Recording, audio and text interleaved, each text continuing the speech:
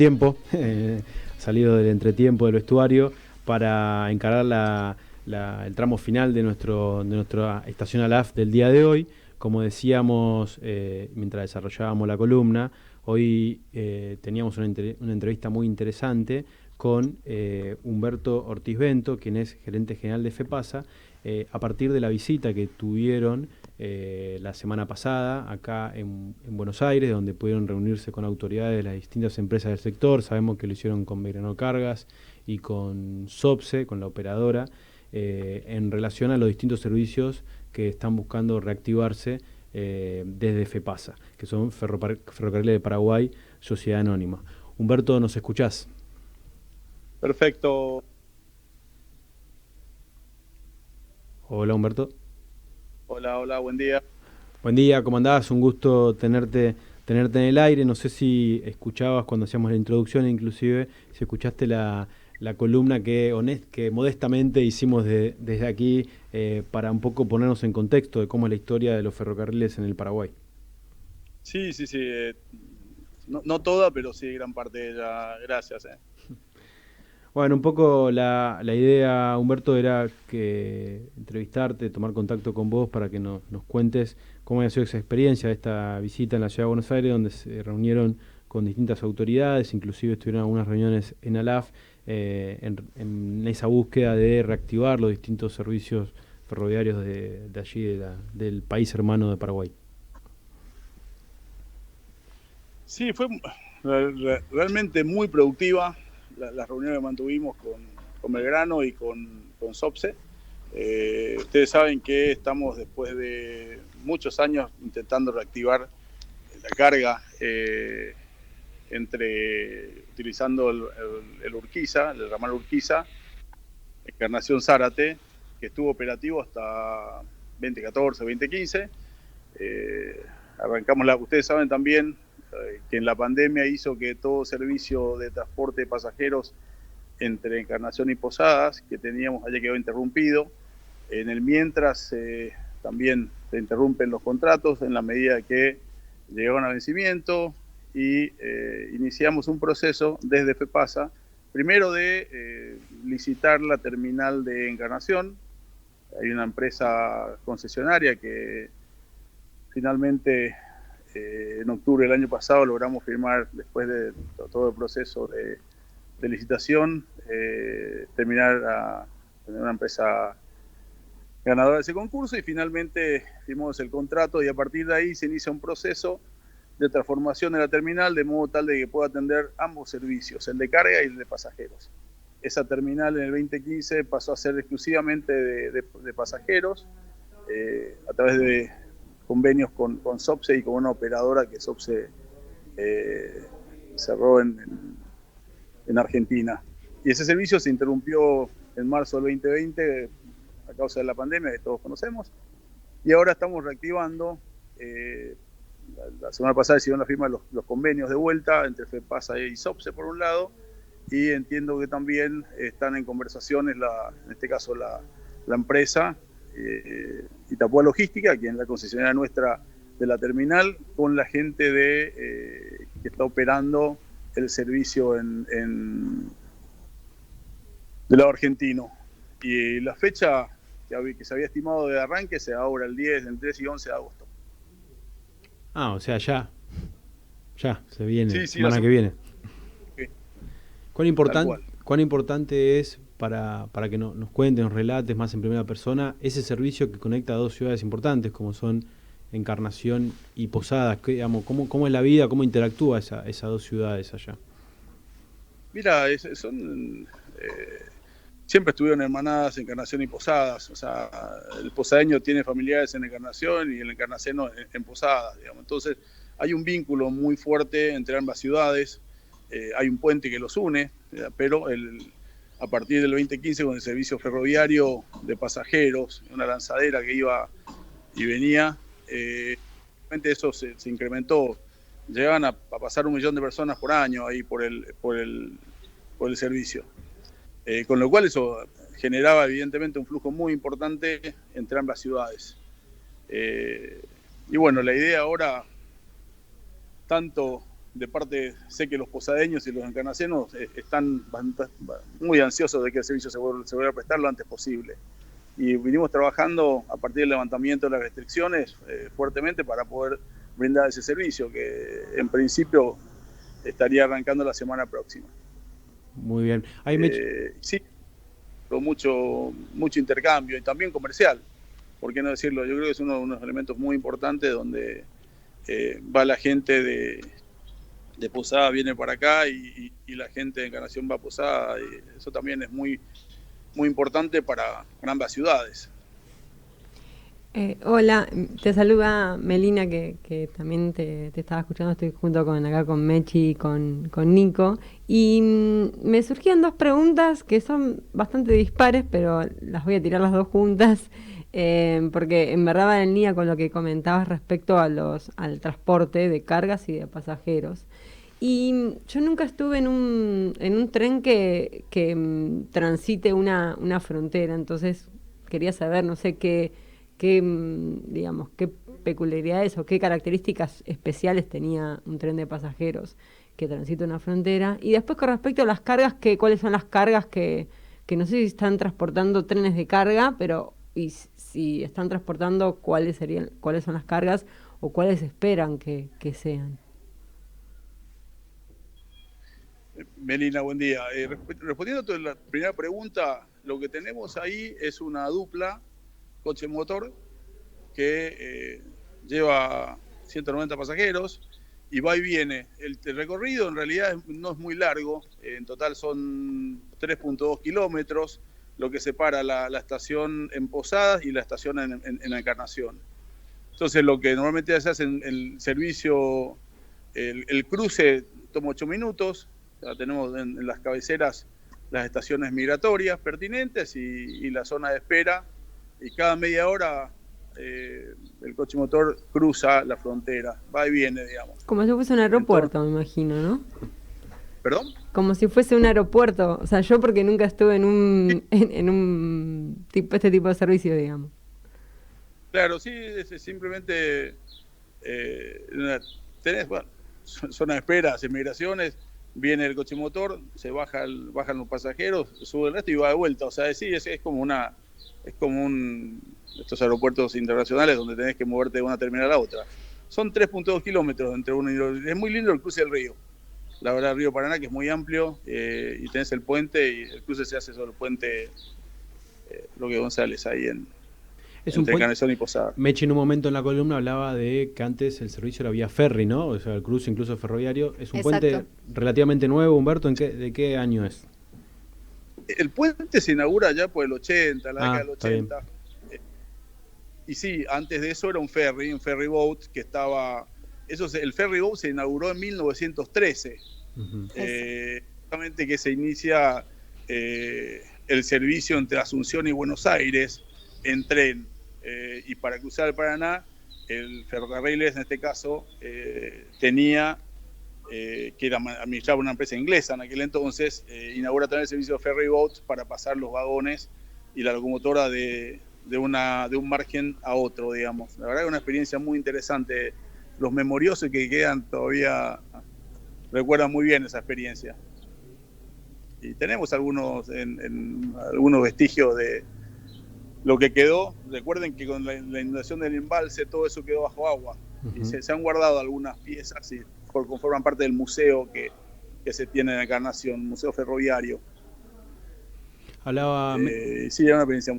Sí, la verdad que me tocó estar en Posadas hace no muchos años y es muy lindo el puente visto desde la costa del lado de Posadas, muy linda también la costanera, así que nos falta nada más ir para hacer el servicio, ahora que se reactiva, y conocer el museo también, que ya Humberto nos comentó, que la verdad que me resulta interesante. Sí, lo tenemos en la playa de San José, donde se hizo una réplica de la estación y la réplica de los talleres. Y ahí funciona el Museo Ferroviario y bueno, se ve un poco la experiencia de lo que fue el servicio ferroviario en épocas pasadas, digamos, ¿no? Fue parte integral de la historia que ustedes estuvieron contando. ¿Te podemos llevar un poquito a la historia? Porque por lo que comentábamos de estudiar un poco acá en la columna de Mechi es que inicialmente, en los inicios del ferrocarril en Paraguay, previo a la guerra de la Triple Alianza, había una industria que se desarrollaba con fuerza, ¿no? Un sistema ferroviario que se desarrollaba con fuerza en el Paraguay. Sí, efectivamente. La historia nuestra arranca en 1857, cuando el presidente Carlos Antonio López había identificado como un elemento de progreso tener un sistema de transporte ferroviario. Entonces envía al embajador plenipotenciario, que era el hijo, después fue quien peleó la guerra y demás, a justamente munirse de todo lo necesario para el desarrollo de Paraguay. Entonces va a hacer un viaje a Europa, donde compra material ferroviario, elementos rodantes, y aparte de eso contrata ingenieros ingleses y franceses para desarrollar la industria ferroviaria en Paraguay y otras industrias accesorias. Teníamos fundición de hierro, ya se elaboraron los primeros vagones, fueron adquiridos por supuesto de Inglaterra, y las locomotoras vinieron de ahí, y después ya se empezaban a elaborar coches y vagones acá en Paraguay, justamente aprovechando la industria que se había instalado. El primer viaje inaugural se hace un 21 de octubre de 1861, y se avanza prácticamente unos 80 kilómetros, hasta, como mencionaron en la columna, arrancó la guerra y eso quedó parado. Hasta que, bueno, la vuelta de guerra, lo que pasa es que ante la coyuntura de Paraguay, se venden los ferrocarriles para pagar la guerra, y eso pasa a manos inglesas. Hasta 1961, que el Estado recompra el ferrocarril y crea la empresa pública Ferrocarriles Carlos Antonio López. Hasta que en el 2002, a través de una ley del año 2000 de reforma del Estado, el Ferrocarril Carlos Antonio López pasa a ser FEPASA, una sociedad anónima del Estado. Y hoy en día, después digamos, de todo este desarrollo de kilómetros de vía, aunque digamos no estén operativos o operativos, ¿cuántos hay? Mira, nosotros tenemos, a ver, hay que aclarar, kilómetros de vía, en realidad hoy nos quedarán unos 100 kilómetros de vía, de las cuales podrían operativizarse hasta la ciudad, desde la ciudad de Luque hasta Zapucay, evidentemente son unos 60 kilómetros, más o menos. Eventualmente se podría, con una baja inversión, recuperar. No tengo mucha demanda en ese trayecto, por un lado, y la que se utiliza mucho es y ahora estamos ampliando 7 kilómetros para establecer una terminal ferroviaria mucho más amplia y multimodal. Es justamente el que nos une con el ramal Urquiza, que está ahí en Encarnación. Vamos a ampliar esos 7.5 kilómetros, que es una compensación que estaba pendiente. En realidad hay una compensación de 80 kilómetros que la entidad binacional ya se tiene que hacernos, de los cuales 7.5 kilómetros se están ejecutando ahora, para mejorar todo el servicio y hacer una estación multimodal muy importante ahí a 7 kilómetros de la actual cabecera del puente, donde estamos instalados. Y ahora, franjas de dominio y corredor ferroviario tenemos varios. En total tenemos el corredor ferroviario Asunción-Encarnación, que son de alrededor de 380 kilómetros. Tiene un ramal importante también a una zona productiva. Después tenemos corredores ferroviarios que van paralelo a la ruta bioceánica que se está haciendo ahora. Perdón. Tenemos otro corredor bioceánico que va, el bioceánico llamamos porque empalma con Brasil y con ustedes, y con Argentina, pero eventualmente puede llegar a Chile, que lo hemos trazado, que arranca en la zona de Ciudad del Este y llega a Curupactí, y después eventualmente podría enlazarse con Barranqueras, y ahí para arriba Salta y Socomba, que es un proyecto que tenemos. Y bueno, el bioceánico del Chaco también, que acompaña la ruta bioceánica. Ahí tenemos una franja de dominio de unos 500 y pico kilómetros, que permitiría unir Brasil con Argentina y Chile.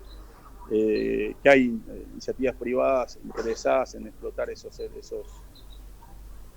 corredores, que esos corredores son están concesionados a FEPASA por ley de la Nación. Veo, Humberto, que hay varios proyectos en cartera y algunos ya ejecutándose. Y me preguntaba, dado esta digamos, reactivación que está viendo y que quieren incluso ampliar, ¿cómo es hacer vos llamaste creo que un concurso, nosotros lo llamamos licitación acá en Argentina, pero entiendo que es lo mismo.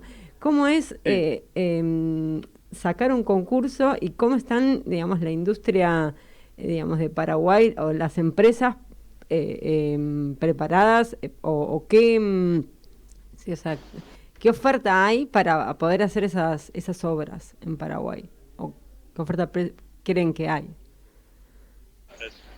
Sí, hay mucho interés en realidad.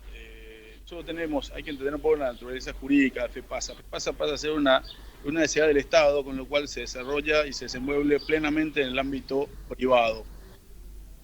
Con lo cual nosotros tenemos un estatus jurídico que nos permite modelos de negocio a través de iniciativas privadas de otorgar sus concesiones eventualmente para el desarrollo de esos corredores. La iniciativa privada en realidad lo puede presentar cualquier entidad que pueda financiar, diseñar, construir y operar y mantener un servicio ferroviario. En realidad, ahora estamos desarrollando con un equipo coreano un tren de cercanías que va a prestaría servicio a la zona norte de la ciudad de Asunción, del área metropolitana, para aligerar un poco el tránsito capitalino, que está bastante complejo por la cantidad de gente que se mueve diariamente. Eso es un proyecto que está bastante desarrollado, incluso ya fue aprobado a nivel gubernamental, porque va a tener de alguna manera algunas garantías del Estado para poder ejecutarlo, y estamos esperando que el proyecto de ley marco se vaya al Congreso y se apruebe para seguir con los procesos de implementación de ese proyecto. O sea, tenemos realmente varios proyectos en carpeta, y esto es un poco para brindar un servicio a la ciudadanía que necesita ese servicio de tren ligero que nos permita el ingreso a la capital en hora pico, realmente bastante complicado. Y al norte de la ciudad. Humberto, en este contexto que contás, viste, del interés y de, como decía Meli, del concurso, y linkeando también un poco la pregunta de Meli de las potenciales por ahí cargas que podría tener Paraguay, porque antes hablamos por ahí de pasajeros. En relación a la carga, por ejemplo, nosotros sabemos que de la línea Urquiza mueve mucha carga de canteras, de piedras y raleo. Las potenciales cargas, digamos, de Paraguay comparten también estas cargas, hay otras diferentes que se sumarían, si tienen un análisis así del mercado de la zona. Sí, efectivamente, mira, la historia reciente nuestra, como mencioné, sacábamos por Encarnación unas alrededor de 400.000 toneladas de soja al año, rumbo a los puertos de Argentina, eventualmente Zárate y Buenos Aires. Eso se interrumpe por el problema que mencioné del Urquiza, de la línea Urquiza, y la idea es reanudar ahora. Nosotros tenemos mucha carga de producción agrícola, sobre todo cereales, de soja, también tenemos arroz y demás, y otras mercaderías que eventualmente podrían perfectamente utilizar esa vía internacional. Hay que recordar que Paraguay no tiene costa al mar, con lo cual tenemos en este caso la hidrovía Paraguay-Paraná para salir, logística carretera, que es bastante cara, extremadamente cara hoy día, y queremos dar una alternativa ahora a través de esa vía, la vía ferroviaria. Y de su vía tenemos un montón de materias primas, tanto para la industria local, también fertilizantes, hay un montón de elementos que eventualmente hoy en día nos llegan por el río, que podría perfectamente llegarnos a través del servicio ferroviario, que es lo que un poco queremos hacer. Bueno, Humberto, muy interesante. ¿Vos jugás al pádel, al tenis? porque devolviste toda la pelota, ¿eh? Te tiramos de historia, de carga, de proyectos, servicio pasajero, carga y... Bueno, en realidad me importa el tiro al platillo. Y algo de tenis para hacer cardio, ¿no? Bien ahí. ¿Y de fútbol? ¿De qué equipo sos? Bueno, no soy muy fanático futbolero. Soy acá, toda la familia es hincha de Cerro Porteño. Cerro Porteño, bien. El azulgrana de Paraguay. Sí, el azulgrana de Paraguay. Muy bien.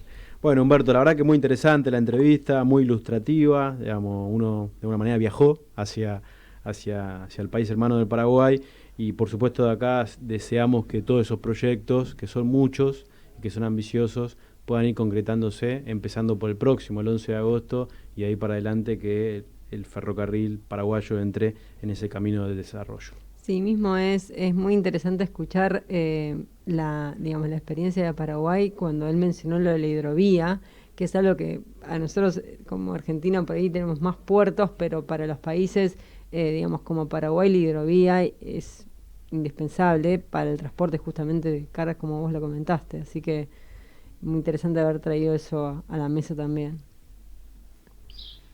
Buenísimo.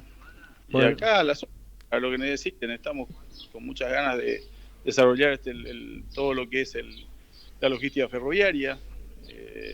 Y bueno, tenemos un poco estructurados los modelos asociativos que nos permitirían eventualmente empezar a desarrollar todo lo que es carga, que es lo que nos interesa, en definitiva, porque ayuda mucho al desarrollo y a mejorar lo que es la competitividad país a través de un sistema logístico más rentable que el carretero. Sí, lo mismo nos comentaba en otra nota hace unos programas Mario Orellano, del lado del gerente de la línea Urquiza, que seguramente alguna vez has tratado, del Belgrano Cargas, que cuentan con el mismo espíritu ferroviario de reactivación y con el país hermano de Paraguay, así que nada, por acá muy, muy contentos y muy contentas de todas las novedades. Buenísimo, un gusto. Y a las órdenes, Menchi y audiencia. Bueno, Humberto, muchas gracias a vos, te mandamos un saludo grande y siempre en contacto. Buenísimo. Que sigan bien, muchas gracias. Hasta luego. Bueno, hasta ahí la verdad que interesante, ¿no? La entrevista de Humberto.